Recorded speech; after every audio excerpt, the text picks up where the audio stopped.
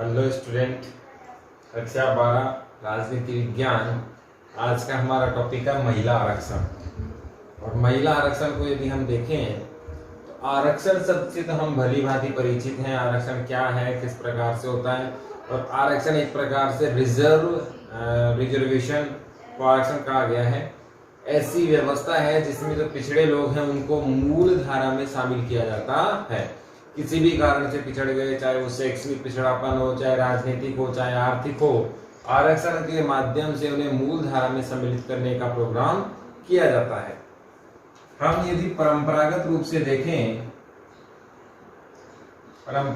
से देखें तो महिलाओं की स्थिति बहुत ज्यादा पिछड़ी हुई थी भारतीय परिवेश में। जबकि पश्चिम में देखें तो पश्चिम में हमेशा ही महिलाओं की स्थिति भारतीय परिवेश से ज्यादा अच्छी और ज्यादा सुदृढ़ रही है। भारत में 70 साल का इतिहास देखें तो इसमें महिलाओं की स्थिति घर, परिवार, चार दीवारी, इसी में सिमट कर रह गई। इनका सबसे प्रमुख कारण है परंपरा। शुरुआत में जो परंपराएं आई वो मुगल कालीन आक्रांताओं के कारण ऐसा हुआ कि बहुत सारे आक्रमणकारी आते थे। इसके कारण पर्दा प्रथा चली, बहुत सारे और भी कुरीतियां चली जिसमें महिलाओं का दमन हुआ, महिलाओं का शोषण हुआ और महिलाओं को मुख्य धारा से हटाकर एक प्रकार से यूं कहा जाए वस्तु के रूप में इन्हें माना जाने लगा।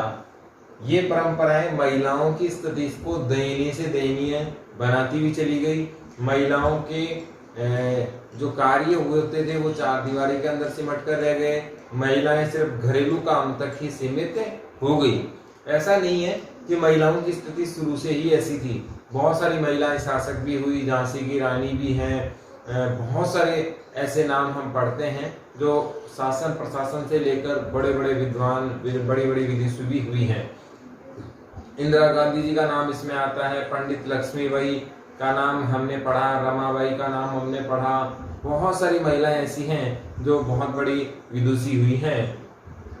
सवाल ये उठता है कि महिला आरक्षण भारतीय परिवेश में क्यों चाहिए।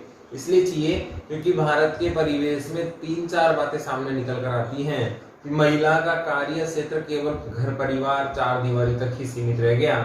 दूसरा, जितने भी सामाजिक निर्णय हैं इनमें महिलाओं की स्थिति ना के बराबर है, इसको भी आगे बढ़ाना बहुत जरूरी है।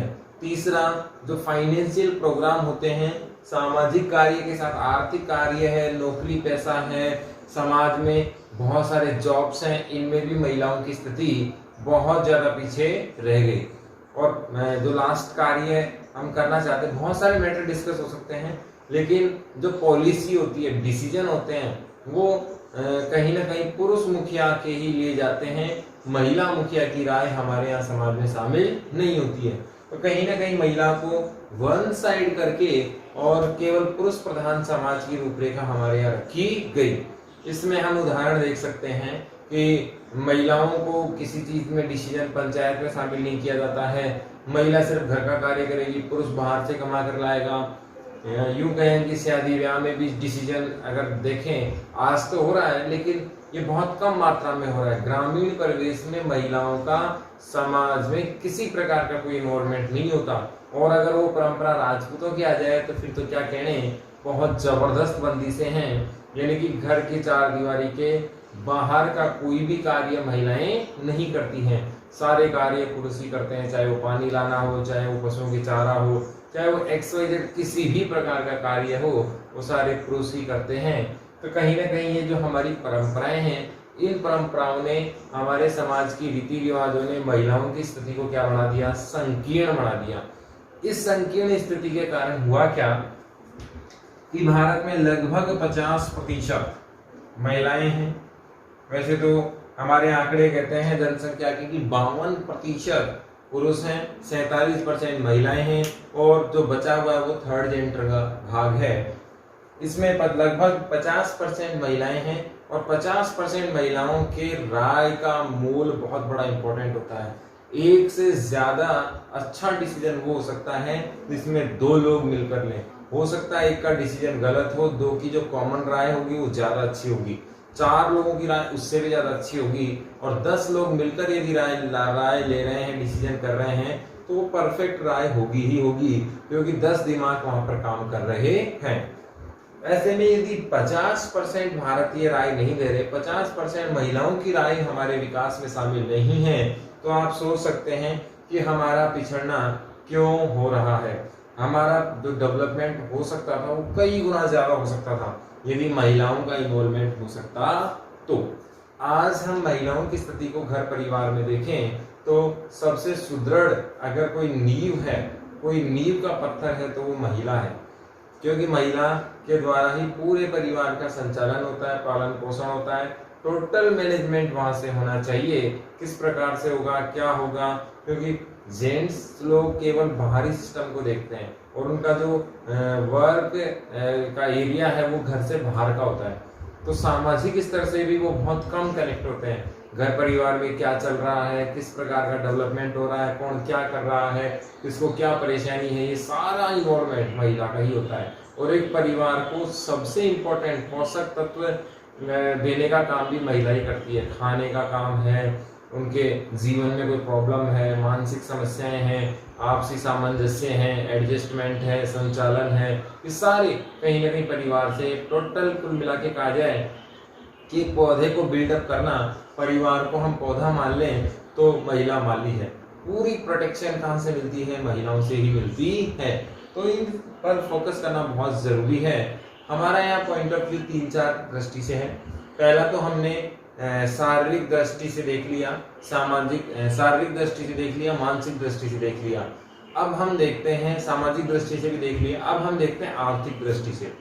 महिलाओं की हिस्सेदारी की यदि हम बात करें तो बहुत बड़ी हिस्सेदारी महिलाओं के हाथ में होनी चाहिए थी। जैसे चंद्रा गोचर है, आईसीआईसी की मैनेजिंग डायरेक्टर, बहुत बड़े पद पर हैं। हमारे स्मृति ईरानी जी हैं, अभी कैबिनेट मिनिस्टर हैं। वसुंधरा राजे हैं, अपने राष्ट्रपति दादीसा हैं। बहुत सारे ऐसे पद हैं जो महिलाओं के पास हैं और बहुत ऊंचे तबके से ये लोग कार्य कर रहे हैं। तो ऐसे में महिलाओं को कमजोर समझना एक प्रकार से गलत है, और इनको यदि हिस्सेदारी में भाग लिया जाए, अभी जैसे सुनीता की विलियम्स की बात करें तो अंतरिक्ष में जाने वाली महिला है। उससे पहले कल्पना चावला जी हैं जिनका स्वर्गवास हो गया था, वो भी एक बड़ी हस्ती के रूप में प्रसिद्ध हो गए। तो कहीं ना कहीं भारतीय मूल ही नहीं, पूरे विश्व में महिलाओं की बहुत बड़ी स्थिति निकल कर आ सकती है, आर्थिक युग में भी। यदि हम आर्थिक दृष्टि से और देखें हम इसको, तो अगर आज वर्तमान में देखें तो महिलाएं भी उतना ही अर्न कर रही हैं जितना पुरुष कर रहे हैं। सेम कार्य महिलाएं कर रही हैं। हमारे यहाँ समान वेतन का प्रावधान है, समान कार्य में समान वेतन। एजुकेशन, डॉक्टरी, वकील, ऐसे प्रोफेशन है जिसमें महिलाएं बहुत ज्यादा, टीचिंग बहुत ज्यादा मात्रा में आ रही हैं। और कुछ क्षेत्र तो ऐसे हो गए हैं जिनमें इनका दबदबा है। जैसे अभी सबसे ज्यादा पावरफुल स्ट्रेंथ अगर इनकी है तो टीचिंग लाइन में है। ऑफिसर हैं, आईएएस, सिविल सर्विसेज हैं, इनमें महिलाओं का दबदबा बहुत ज्यादा होने वाला है। डॉक्टर सर्विसेज हैं, अपने अभी इमरजेंसी में भी जो आपातकालीन सर्विस है, मेडिकल से संबंधित हैं, डिफेंस से संबंधित हैं। अभी बीएसएफ की भी एक टुकड़ी महिलाओं की आ रही है और आ भी चुकी है। सीमा सुरक्षा बल एसएसबी की भी आ चुकी है। तो कुल मिला के कहा जाए आर्थिक दृष्टिकोण पे भी महिलाओं को आरक्षण की जरूरत है। ये बहुत अच्छा कर सकती हैं और कर भी रही हैं। अब बचा राजनीतिक एजेंडा। राजनीतिक एजेंडे की बात करें, राजनीतिक दृष्टिकोण की बात करें तो महिलाओं की स्थिति यहाँ बहुत ज्यादा दयनीय है।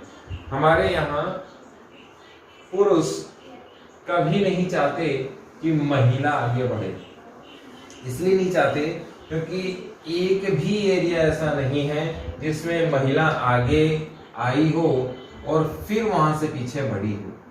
महिला जिस क्षेत्र में आगे बढ़ी, बढ़ती ही चली गई। इसीलिए हमारे यहाँ पुरुष प्रधान समाज ये नहीं चाहता कि महिलाओं को राजनीति में लाया जाए, क्योंकि अगर ये यहाँ भी आ गई तो फिर ये वापस नहीं जाने वाली, फिर ये आगे लगातार बढ़ती ही चली जाएंगी। और हो सकता है यहाँ ऐसा भी हो जाए कि महिला प्रधान समाज हो जाए, क्योंकि जब ये राजनीति में आएंगी तो नियम भी बनाएंगी, और नियम बनाएंगी तो हो सकता है वो पुरुष प्रधान की जगह महिला प्रधान समाज को आगे बढ़ावा दे दें। ये तो एक फनी टाइप का सिस्टम हो गया, लेकिन कहीं ना कहीं पुरुष प्रधान समाज ने ही महिलाओं को आगे नहीं बढ़ने दिया। यही कारण है कि आज 70 सालों तक महिला आरक्षण बिल 70 सालों तक महिला आरक्षण बिल पास नहीं हुआ है। आरक्षण बिल पास नहीं हुआ है।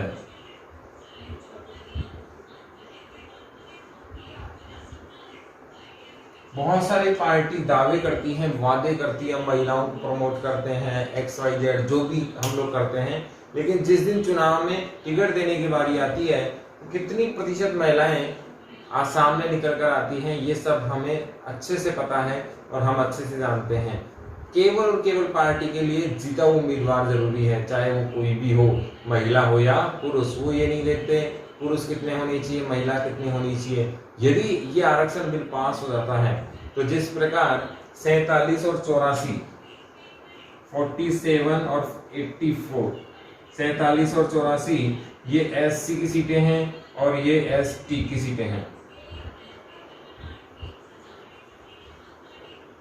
ये SC की और ये ST की, आप देख लेना, SC और ST की सीटें हैं। इनको यदि हम देखें तो ये रिजर्वेशन पॉलिसी हमारे देश की लोकसभा में है, इतनी सीटें हमारे यहाँ मिलनी चाहिए। लेकिन अगर आरक्षण पास हो जाता है, महिला आरक्षण बिल पास हो जाता है, तो महिलाओं की भी सीटें निश्चित करनी पड़ेंगी। इतनी महिलाएं तो निश्चित होंगी ही होंगी, लेकिन कोई भी दल, कोई भी सरकार इसके मामले में कोई कदम आज तक नहीं उठा पाई है। हाँ, बिल जरूर लेके आए हैं, संसद में चर्चा हुई है, लेकिन पास आज तक नहीं हुआ है। इसीलिए कहीं ना कहीं पुरुष प्रधान राजनीति ज्यादा हावी हमारे देश में है। अभी इस महिला आरक्षण को बढ़ाने की जो कार्रवाई हुई है वो पंचायती राज सिस्टम से हुई है। तो हमने ये पढ़ लिया कि महिलाओं की स्थिति कैसे है, इसको कैसे सुधारा जाए, सामाजिक स्थिति पढ़ ली, आर्थिक स्थिति पढ़ ली और राजनीतिक स्थिति पढ़ ली। तीनों ही स्थिति बहुत ज्यादा दयनीय है, इसमें सुधार होना बहुत ज्यादा जरूरी है। महिलाओं की इच्छाओं का पूरा सम्मान होना चाहिए। वर्तमान की यदि हम बात करें तो वर्तमान समाज भी हमारे यहाँ सामाजिक दृष्टिकोण पर केवल महिलाओं पर प्रतिबंध लगाता है। अगर इस आरक्षण बिल को साइड में करके देखें तो बहुत सारी जगह हम देखते हैं कि हमारे यहाँ पुरुष प्रधान समाज में बालकों को ये नहीं सिखाया जाता कि जैसे हमारी बहन है वैसी ही बाहर की एक बच्ची भी है, और जैसे ये बच्ची हमारे घर में सुरक्षित है, ये पूरा समाज हमारा घर है और उस बच्ची की सुरक्षा की जिम्मेदारी इस पूरे समाज की है। तो वो बच्चा शुरू से ही उसे एक्सेप्ट करेगा और वो अपने एक हाव भाव बहुत नॉर्मल रखेगा, जैसे अपने बहन की तरह रखता है। लेकिन ऐसी शिक्षा हमारे समाज में, परिवार में महिला के प्रति दी ही नहीं जाती। हमारे यहाँ दोहरी राजनीति होती है। बहन की शादी के बाद क्या बने, वो रानी बने, और जो हमारे घर में आए वो क्या बने, नौकरानी बने। बस ये अंतर जिस दिन हट जाएगा, हमारे यहाँ महिलाओं की सामाजिक स्थिति में क्या हो जाएगा, सुधार हो जाएगा। हम क्या मानते हैं, हमारी सिस्टर का जो घर हो उसमें उसको किस तरीके से रहने को मिले, बहुत ठाट से, बहुत सम्मान के साथ रहने को मिले। लेकिन जो हमारे घर में कोई आए उसका व्यवहार कैसा होना चाहिए, एज ए सर्वेंट की तरह होना चाहिए, बहुत एटीट्यूड नहीं होना चाहिए, बहुत ज्यादा काम करने वाला होना चाहिए। तो ये जो अंतर आ रहा है, ये दोहरा भाव हमारे व्यवहार में आ रहा है, यही हमारे समाज का सबसे बड़ा कारण है। सामाजिक परिस्थितियों इसी से बदलेंगी। अब इसमें देखते हैं हम पंचायती राज में महिलाओं का आरक्षण।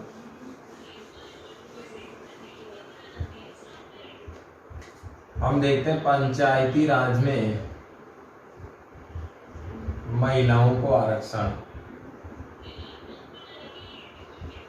हमारे यहाँ क्या हुआ, पहले पंचायती राज व्यवस्था खुद ही असमंजस में थी। हमारे यहाँ पंचायती राज के चुनाव, अभी पंचायत के चुनाव कल ही खत्म हुए हैं। आज के पेपर की बहुत सारी न्यूज है, बहुत सारे लोगों ने मास्क नहीं लगाए, बहुत सारे लोगों ने सिस्टम को फॉलो नहीं किया और इस प्रकार के हमने लेख पढ़े हैं। पंचायती राज चुनाव पहले भारत में नियमित रूप से नहीं होते थे, नियमित रूप से नहीं होते थे। इसको नियमित रूप से किया गया 73वां और 74वां संविधान संशोधन के द्वारा। ये हम डिटेल से पढ़ चुके थे। 73वां और 74वां संविधान संशोधन हमने बहुत डिटेल से पढ़ा। ये दोनों ही, ये तो कौन सा है, ग्रामीण प्रशासन से संबंधित, ये तो कौन सा है, ग्रामीण शासन से संबंधित, और ये कौन सा है, शहरी प्रशासन से संबंधित। ये हमें पहले से पता है। यदि हम 73वें संविधान संशोधन की बात करते हैं तो ये किससे संबंधित है, ग्रामीण प्रशासन से संबंधित है। 74वां संविधान संशोधन किससे संबंधित है, शहरी प्रशासन से संबंधित है। हम जानते हैं कि यहाँ शासन की कितनी स्तरीय व्यवस्था है, 3 स्तरीय। सबसे पहले कौन, ग्राम पंचायत, फिर पंचायत समिति और फिर जिला परिषद। ये तीनों हम बात कर चुके हैं, त्रिस्तरीय व्यवस्था इसमें होती है। अब हमारे यहाँ जो काम की चीज है वो क्या है, इसमें 1/3 आरक्षण दिया गया है। कितना आरक्षण दिया गया है, 1/3 आरक्षण दिया गया है। किसको, महिलाओं को। इससे क्या होगा, महिलाओं की भागीदारी किसमें हो जाएगी, राजनीति में हो जाएगी। अभी राजस्थान सरकार ने यह भी निश्चित किया गया कि 8वीं पास महिला, 8वीं पास महिला ही सरपंच बन सकती है। 8वीं पास महिला ही क्या बन सकती है, सरपंच। और बहुत सारे इलाकों में देखा गया कि 8वीं पास महिला भी नहीं थी। बहुत सारे लोग डॉक्यूमेंट्री अगर पास की तो किसी के पास मार्कशीट नहीं है तो वो वैलिड नहीं है। डॉक्यूमेंट्री स्कूल से वेरिफिकेशन होना चाहिए और स्कूल अगर मार्कशीट देती है तो वो 8वीं पास है। ऐसी स्थिति में राजस्थान में यदि 8वीं पास महिला है तो चुनाव लड़ सकती है। चुनाव की बाकी शर्तें भी यथावत होने वाली है। तो ऐसी स्थिति में राजनीति में हिस्सेदारी के आरक्षण की बात हमने देखी। तो यहाँ से सवाल क्या बना, पंचायती राज में महिलाओं को आरक्षण कितना दिया गया है, 1/3 दिया गया है। और कौन से संविधान संशोधन के माध्यम से, 73वें और 74वें। 73वां किससे संबंधित है, ग्रामीण प्रशासन से। 74वां किससे संबंधित है, शहरी प्रशासन से। कितना बड़ा, 1/3 आरक्षण की बात चल रही है। ये तो मिल चुका है। अभी कितने % की बात कर रहे हैं, ये लगभग 50% आरक्षण की बात कर रहे हैं। इससे होगा क्या, ग्रामीण विकास में बहुत ज्यादा हिस्सेदारी किसकी हो जाएगी, महिलाओं की हो जाएगी। लेकिन इसका जो वास्तव में असर आना चाहिए था वो भी नजर नहीं आ रहा है। यदि महिला सरपंच निर्वाचित भी हो जाती है तो उसका जो कार्यभार है वो पुरुष ही देखता है। ये भी एक बड़ी समस्या हमारे यहाँ निकल कर आई है। बहुत सारे जो अवेयरनेस वाले विलेज हैं वहाँ तो ऐसी समस्या नहीं है, लेकिन बहुत ज्यादा पिछड़े गांव हैं वहाँ सरपंच महिला होते हुए कार्य कौन कर रहा है, पुरुष कर रहा है। तो बहुत सारी चुनौतियों का सामना हमें इस महिला आरक्षण को लागू करने में अभी बहुत ज्यादा हमें प्रॉब्लम फेस करनी होगी, सुधार करने होंगे। इसमें अगला महत्वपूर्ण बिंदु है लोकसभा, राज्यसभा और विधानसभा में महिलाओं को आरक्षण। और लोकसभा, राज्यसभा, विधानसभा में महिलाओं के आरक्षण की स्थिति अभी स्पष्ट नहीं है, क्योंकि ये बिल लाया गया बार बार लेकिन पास नहीं हुआ है। महिला आरक्षण बिल अभी तक पास नहीं हुआ है। महिलाओं की स्थिति किस प्रकार की है राजनीति में, ये हम लोग देख चुके हैं। चौथा महिला विश्व सम्मेलन या विश्व महिला सम्मेलन बीजिंग में हुआ था।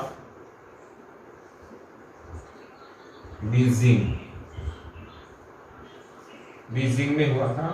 इसके 181वें आर्टिकल में कहा गया कि महिलाओं के लिए विशेष प्रावधान करने चाहिए ताकि राजनीति में महिलाओं की भागीदारी क्या की जा सके, सुनिश्चित की जा सके।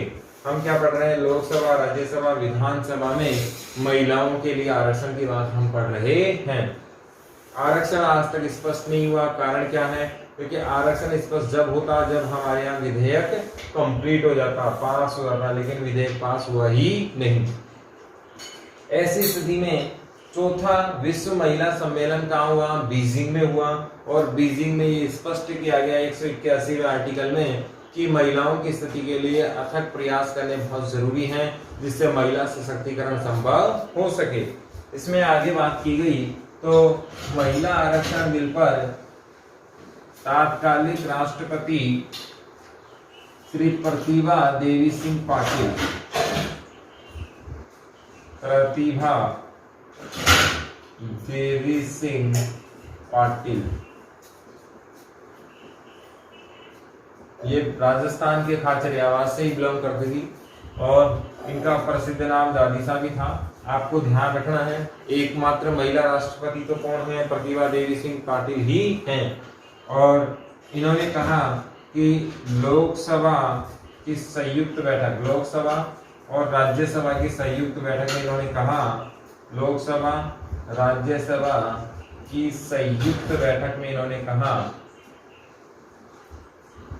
कि 200 दिवस के अंदर महिला आरक्षण, 200 दिवस के अंदर महिला आरक्षण को लागू किया जाए कि कहां-कहां लोकसभा, राज्यसभा और विधानसभा में इसको लेकर कार्य पूरा होना चाहिए। कितने कार्य दिवस में, 200 कार्य दिवस में महिला आरक्षण की बात इन्होंने कही।